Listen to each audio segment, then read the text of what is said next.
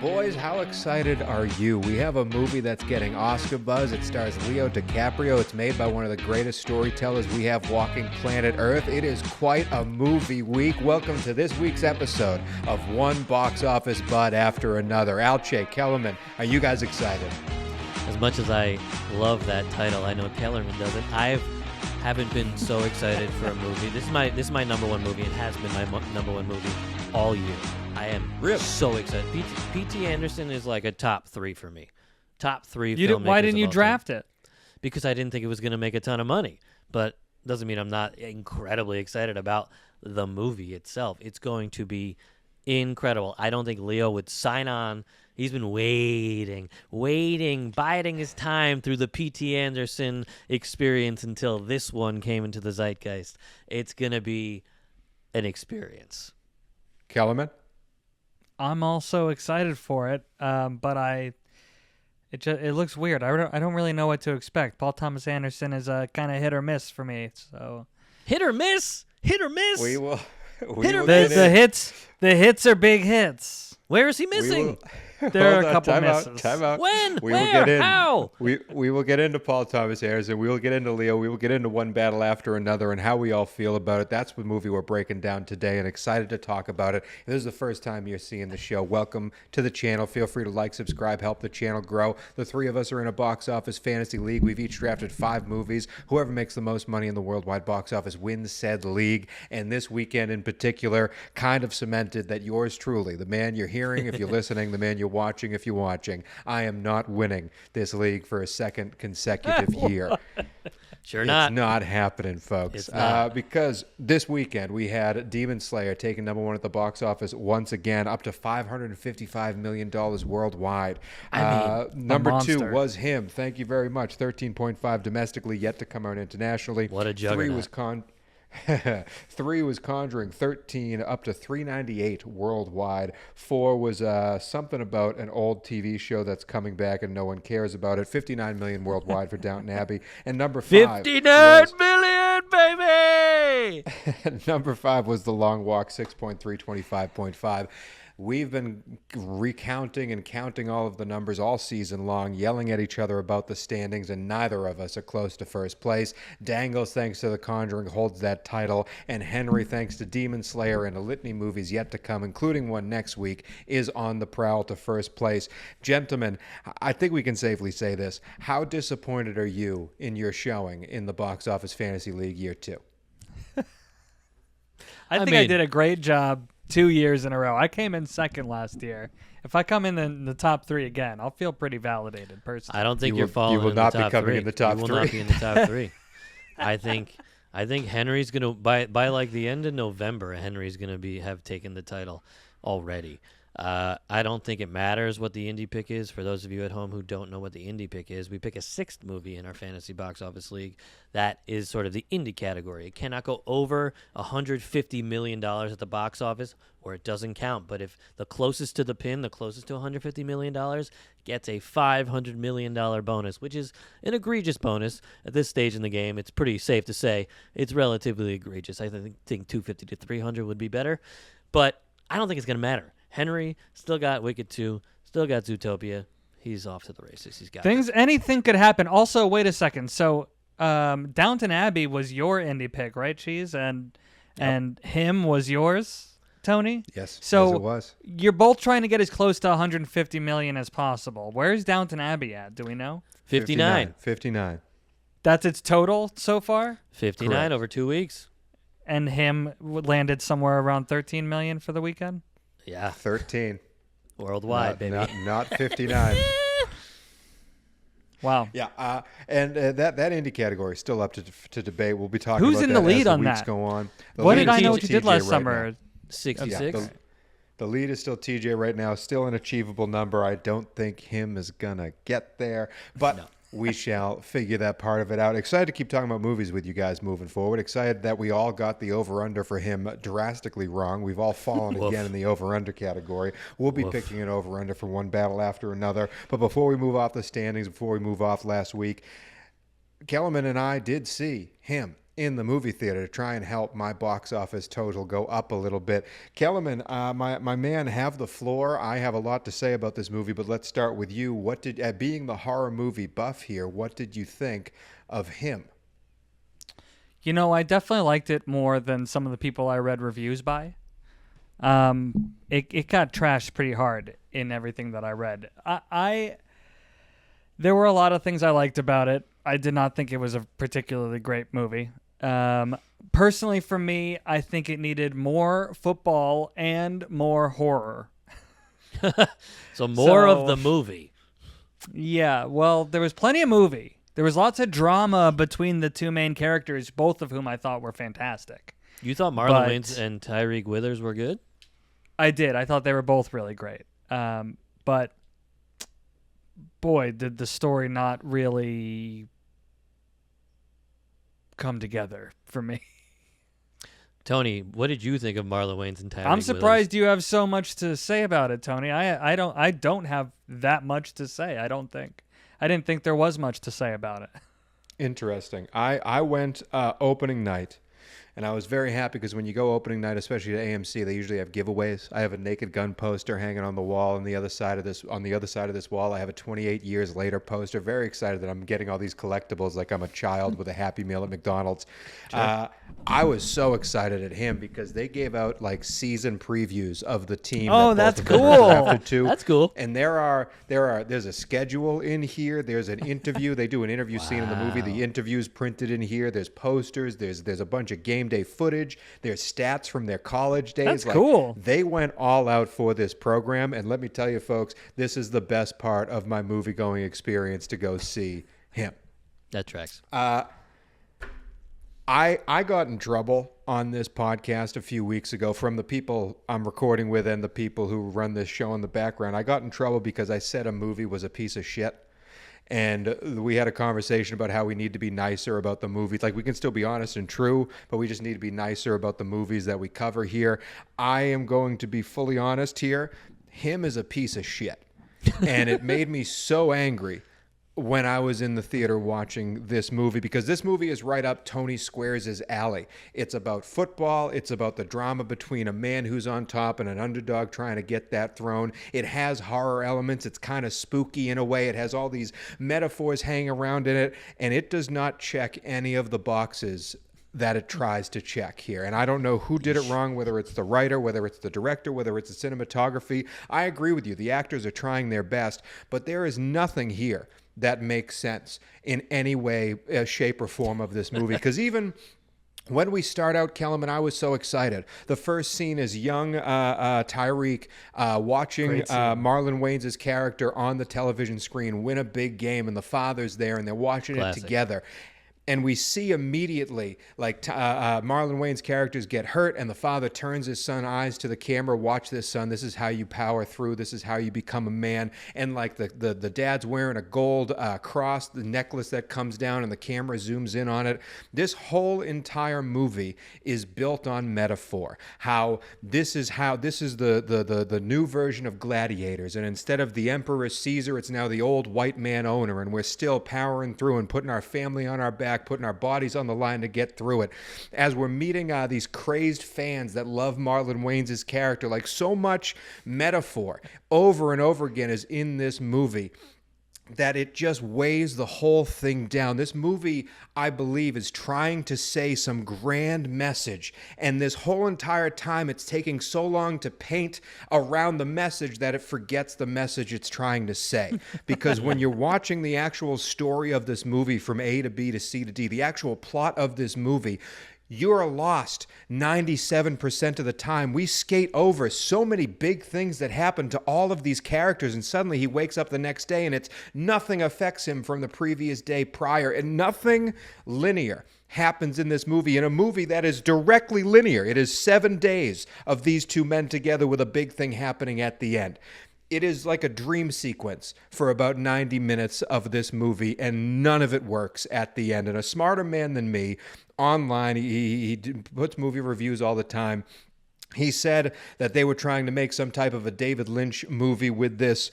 And with this movie, he said that it's like someone tried to make a David Lynch movie but left all of the actual movie out of it and just is doing a bad karaoke imitation.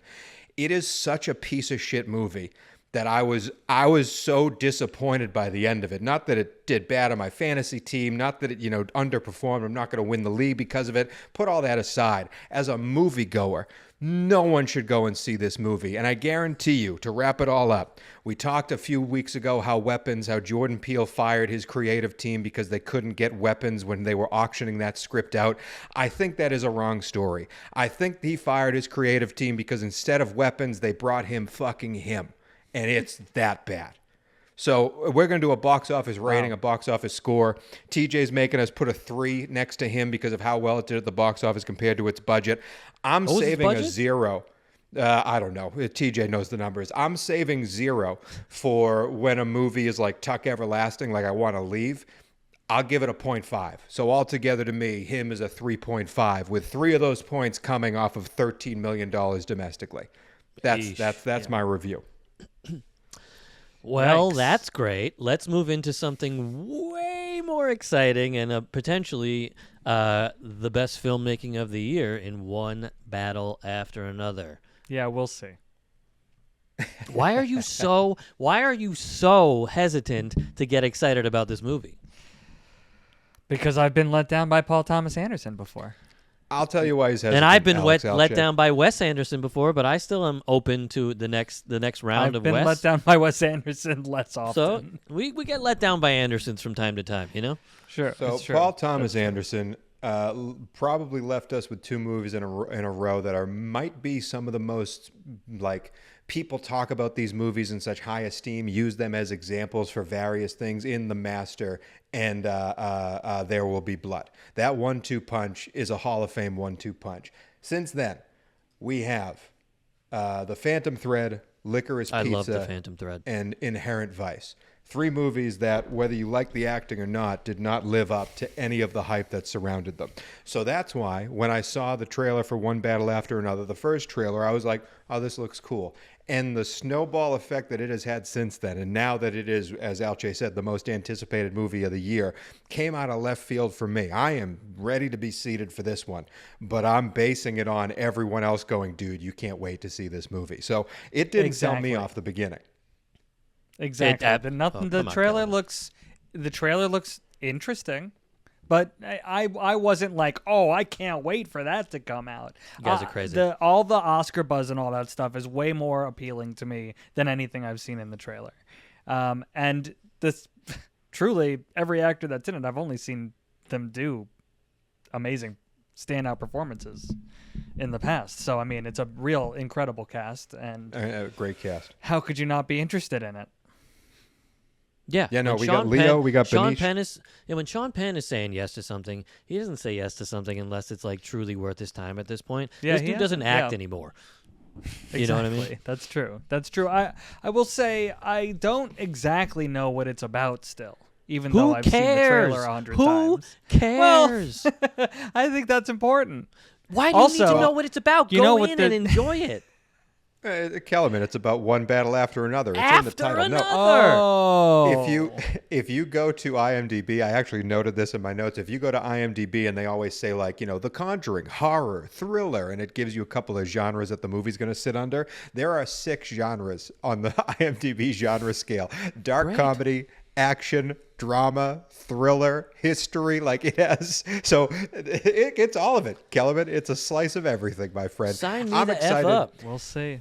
The cast is wonderful. Leo, Benicio del Toro, Sean Penn, Regina Hall, Teyana Taylor, and his daughter, played by a new actress who's supposed to be making waves here. Willa is her name, the daughter's name, and the actor's name might be the worst actor's name I've ever heard. No offense to her, but this is clearly a fake name, and it's Chase Infinity. Chase sounds like a movie star Infinity. to me. Sounds like a credit card. I was gonna say it's a I think it bank actually followed is a by credit card. mid-tier car.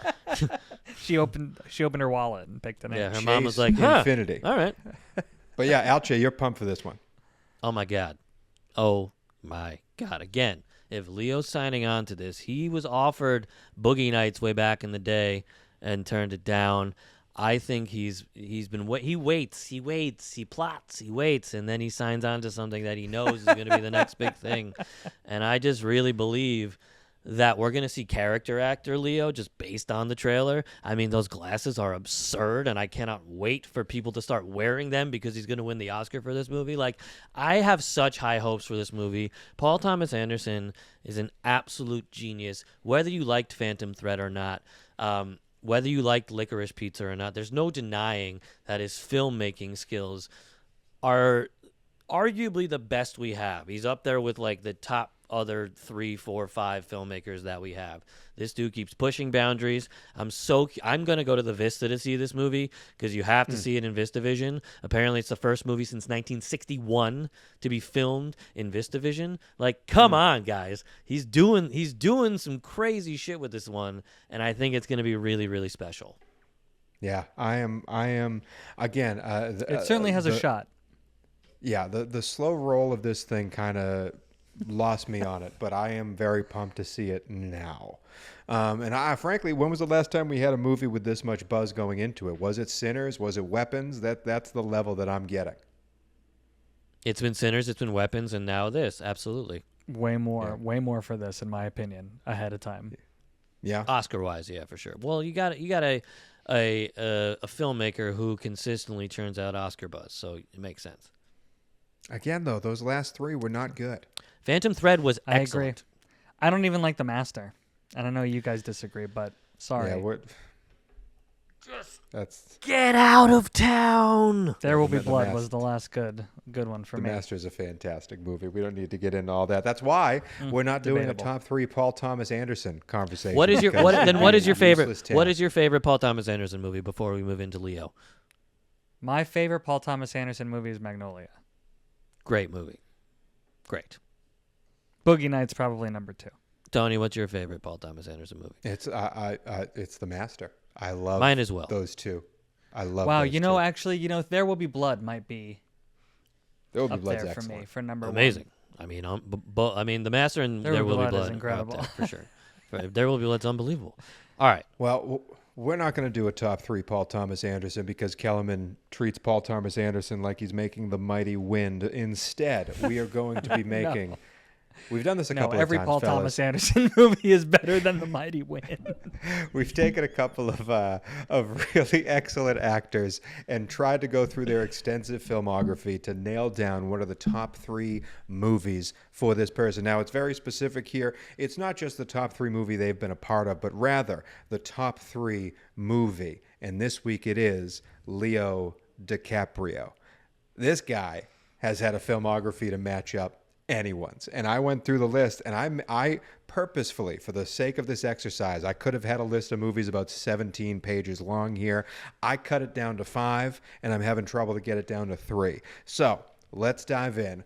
What are the top 3 Leo DiCaprio movies? I mean, also, look. he's just one name, right? Top 3 Leo movies. Do we have to say DiCaprio? Everyone knows. I think what we're he's talking Leonardo. about. I think he's a full namer. He's Leonardo DiCaprio.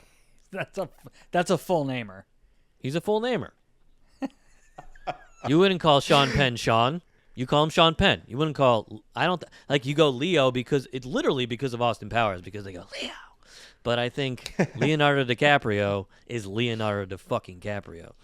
Yeah, there's a lot. Can I say my favorite Leo movie that I don't think you guys are going to add to the list, but it's my favorite Leo performance because I think it's the perfect, Leo is such a fun, almost, he's so much fun when he's playing like a smarmy asshole, Leo. Oh, yeah. And I love him so much in his youthful exuberance in Catch Me If You Can. It's my favorite Leo performance. I think it absolutely needs to be on this list. That's your favorite? That's He's your favorite incredible in that Leo movie. movie? That's Wow. That's my favorite Leo performance. I think Leo is awesome in that. He carries the whole thing. I think it's a wonderful, wonderful, fun, campy flick, almost like Ocean's 11 in a way, that kind of vibe to it. And Leo is so perfect as that character. Frank Campy? Abagnale Jr. Yeah. Guys, Well, he's got- Catch Me If You Can is incredible. No, it's got that Ocean's 11 stylistic feel to it sometimes, where everyone's in on the joke of the movie. It has definitely a sense of flavor to it. And I think Leo carries it perfectly. He fits right in. He's amazing. It does not make my list. Look, here's the thing, guys. Leonardo DiCaprio, and here's what I realized while looking through his filmography. Leonardo DiCaprio is amazing in everything, which He's a great actor. I've always, in my head, he's always been like one of the greats, but when I look at everything he's done, he is really fantastic in everything. Even So, with a when I was- mediocre South African accent, he's still excellent in Blood Diamond. Even he's great in Blood Diamond. I struggled really when we I find this to be looking at incredibly his- easy. I find this to be Really? incredibly easy. Yes. and you think Catch Me If You Can is on the list. 100%. No, I can't agree okay. with that. The I amount can't of allow that. actors that he inhabits in that movie. He plays like 46 different roles. He's amazing in that movie. He's great. He's great in that movie, but it's Well, just Kellerman, not before one of the Alche gets best. to his automatic number 3 Leo list, what's your movies. number 1? My number 1 is probably Django Unchained. I love Yeah. him in Django. I do. Not only is it one of my favorite movies that he's been in general, but his performance in that is amazing, and it's got the classic story of him, busting his hand during his big monologue and bleeding all over the place while he continued performing. I mean, it goes straight to the number 1 spot for me. Here's a tough question that we struggle to answer every time we do this. Is Django Unchained a Leo movie? I don't think you get. I mean, I love Django, and I do think it needs to be in the conversation. It's not currently in my top 3, but you don't have Django be as masterful, be as have as much of a worthy adversary, him and Christoph Waltz, if you don't have Leo. He is a phenomenal villain in that movie.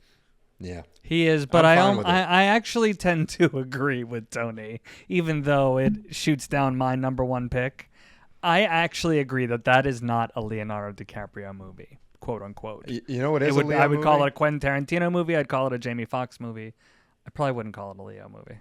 You know what is a Leo movie that has to be on this list? Wolf of Wall Street. It's a perfect Leo movie, arguably his most popular movie. I think Wolf of Wall Street needs to be on this list. He's excellent in Wolf, and it I absolutely agree. needs to be. Absolutely needs to be. He got I agree. utterly It's robbed from that movie.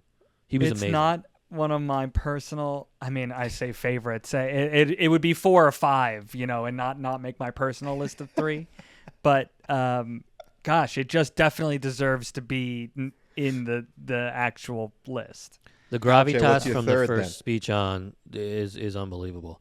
I'm not leaving. Three is where the challenge lies. I was battling between a bunch of different things, between The Departed, Gangs of New York, and one that I know you all won't like, and it's Shutter Island. I think Correct. he's unbelievable in Shutter Island. He's great Sure, in Shutter but- Island. It's one of the worst movies he's been in, and I that's think- a high bar. It's a high bar. And then I put Titanic as like my 4. Yeah. But I think Gosh, yeah, it's like Titanic really should just kind of automatically be on there for what it is. It's so pivotal of a movie in the grand work. Like every way. When we're gone, when humans are long gone, and some aliens pick up an orb of all of our history, Titanic's on there. Like it's that for big sure. of a deal. And I will say, look, everyone had their like eye on Leo after What's Eating Gilbert Grape and all these things, and then Basketball Diaries, Romeo and Juliet. He But did a then lot of. I was a Romeo and Juliet boy, Of course, way before but Titanic. then Titanic happens, and all of a sudden, Leonardo DiCaprio is a household name who everyone is like, who the hell is this kid? He is unbelievable. So, sure, Titanic, I would reluctantly put over The Have to be. Departed. Sure. Well, yeah, The Departed's I another one agree. because if you want to kick off Catch Me If You Can, I think Wolf of Wall Street and Titanic have to be on there. If you want to kick off Catch Me If You Can, I think The Departed is the answer, just because that's such a different role from everything else he does. I will think his say, performance. I think his performance in Catch Me If You Can is that much more masterful than it is in The Departed. He's and I would not call The Departed a Leo movie. He's the Fine. lead of the movie. What do you mean? No, I agree with It's you. like I a agree with you, big Kelvin. cast. That's a big cast. No one has mentioned his Oscar. What did he win an Oscar? The Revenant. I know. The Revenant. Yeah, not- that would not- be on my list. Not I on there. love The Revenant, and I think you want to talk about him becoming a totally different character. Revenant is insane. Him It and is insane. Tom Hardy in that movie. It is insane. Are It didn't make my list insane. either. I was expecting one of you to bring it up. Also, no one brings up I would Inception. have. I would have. I can't believe. Inception's Yeah, I amazing. can't believe The Departed came up before Inception. Inception also is on my list. My personal list would probably be Inception, The Revenant, and Wolf of Wall Street. I got it. Here's a fun argument. The Inception, I think, is nowhere near as good of a movie as The Departed. Yeah, I agree with you on that. I would rather take Departed. I'm not a huge Revenant fan, even though I love everyone that's a part of the Revenant. I didn't love Revenant as much as the next guy. I am torn between Catch Me If You Can and The Departed. Okay, hold on, wait. But can we not overlook Don't Look Up, which has one of his best monologues? No. I Don't mean, Look Up is sure. a Immediate no. Don't Look Up is Yeah. a 65% movie for me. It's fine. It's fine. It's a fine movie. It's The fine- ending fine was flick. lovely. Okay. I love the ending. Okay. It's a fine Wasn't he flick. also nominated or win for The Aviator? He's excellent in The Aviator. I love The Aviator. He is good, but that's I'm not a huge Catch Me If fan You of Can. the movie, but It's more of like the classic. all right. sort I of guess like if those are biopic. the options, then if we have to go between Catch Me If You Can and The Departed, I would put The Departed over Catch Me If You Can. Alche? Catch Me If You Can. The top 3 Leonardo DiCaprio full name movies are The Titanic, Catch Me If You Can, and Wolf of Wall Street. That's What a fucking threesome.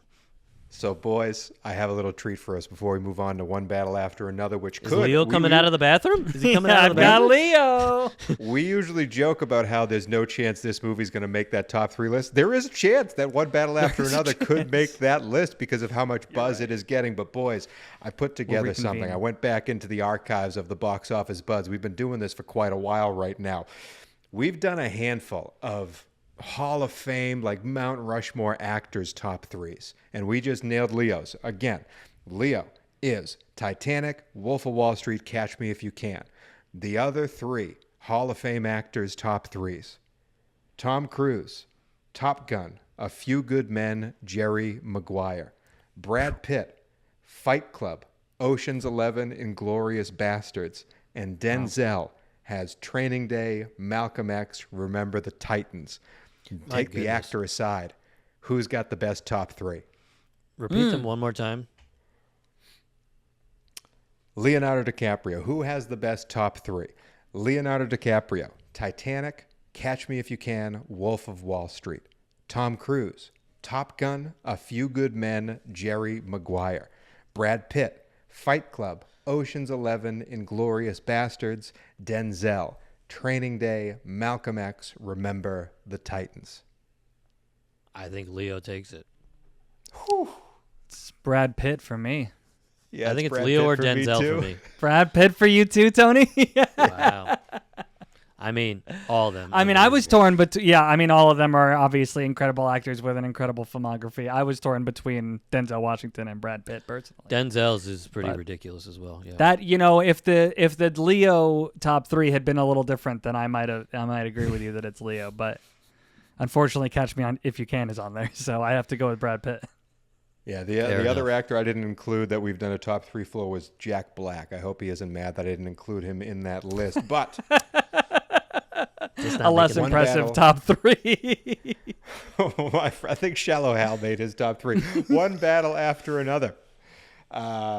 We guessed the over-under domestically on every movie coming out this weekend. We've been doing it all year long. I still somehow have a winning record, even though I've lost 2 in a row. I'm 20-16. Kellerman, 17 rough and go, 19. guys. Alche, 15 and 21. La la la la la la la la. I'm pretty sure the front office would fire Alex Alche as the coach at the midway point of the season. I'm but just stoked to not be in last place in this particular game.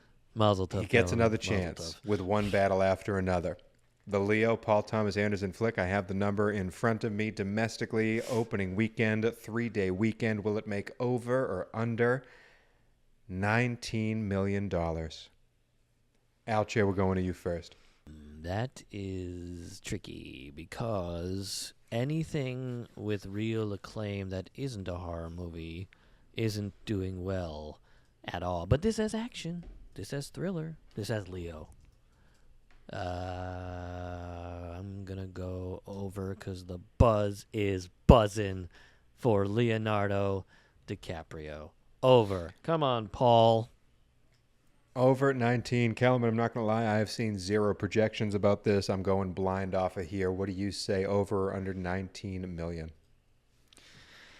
It's tough because, I think that the average moviegoer may not be as big of a Paul Thomas Anderson fan as, like, a film guy. You know what I mean? So I just don't know. That is tough. Things have not really been doing that great. I tried to look up some of the older movies opening weekends. They're all over the place, but they're also mostly over 20 million. Mm-hmm. That's all in the past, though. This year's been pretty insane. Gosh, it has so much Oscar buzz. I'm going to say over. Another over for Kellerman. Well, let me tell Tony? you, boys, I started off saying that I got this wrong 2 weeks in a row, and normally that would be cause for concern. Normally you'd want to look yourself in the mirror and try to figure out what's wrong in the is there something wrong in the locker room? Is there something wrong in the game plan? Like, what's going on exactly? And I Really realized a lot of football analogies today. sometimes it's not the X's and O's, it's the Jimmies and Joes, okay? And the reason why I've been wrong 2 weeks in a row is because we've all agreed 2 weeks in a row, and it's not me getting it wrong, it's you two morons. So you've both gone over, and there's a reason why I'm going last. I think this movie goes well over 19. I want to be perfectly clear. But for the sake of the show, to help us all out, that at least there's one winner, and hopefully it's me, I'm going under 19 million for one battle after another. Sound logic. I'm full of football references after seeing him, man, because I was so ready. I was ready for my glass. Please, sir, may I have another? And they gave me no morsels to chew on. Oh, So my I'm still God. Where hoping. was all the football?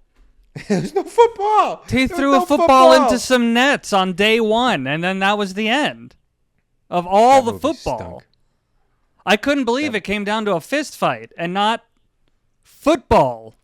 Wow, movie look stunk. at all these spoilers. Oh, how could I forget? I'm not spoiling anything with this. It has my biggest pet peeve of any movie out there right now. I was driving down Franklin, Highland and Franklin, you know, that terrible section of Hollywood, and that's where the big movie posters are. And there was a him movie poster, and it's him doing that T stance with the football in his arms, and he's all bloody and And white. it wasn't That's in the end the of movie. That's the last scene of the movie. You give That's the crazy. main promotional material. It's the last scene. Fuck that movie. I'm never talking about it again. Him is dead to me. Yeah, that's Guys, you remember when we said we wouldn't be cursing on the show? That has gone out the window. Out the window. hate that movie. But that's it for the Box Office Buds episode. We'll be back next week to talk about One Battle After Another, a guaranteed better movie than him, and we'll be talking about The Smashing Machine, maybe a better movie than him. I don't know. For the record, I did not hate him. Not according to Screen Rant. Screen Rant is already saying that Smash Machine is